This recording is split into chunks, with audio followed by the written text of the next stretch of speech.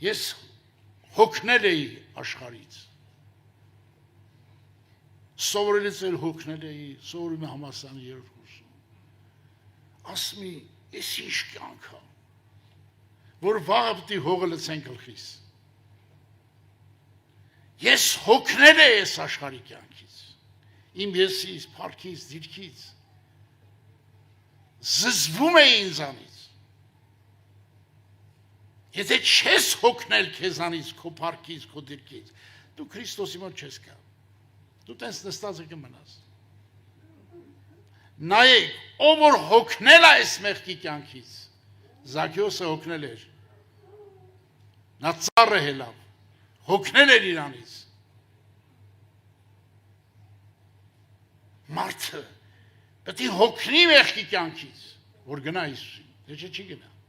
10 տարի էլ տպեն չի գնա։ $1 միլիարդ էլ տան չի գնա։ Ինչ անեն չի գնա։ Պետք է հոգնես քո եսից։ Սատանան մի ուսմունք է սովորացրել բոլոր մարդկանց։ Այդ ուսմունքը առաջինը սովորեցրեց Ադամին։ Ադամին ասեց, ինչի մեղանչեցիր Տերը։ Ասեց Եվան արեց։ Եվան ասեց, Եվան գցեց օձի վրա։ Եթե դու ուրիշին մեղադրել գիտես, դու չես ապաշխարի։ Ոչ էլ հովտեցել, ոչ էլ երկին կետաս, կմնաս դժոխքի մեջ։ Պողոսի նման մարդը, բարի պատերազմ է։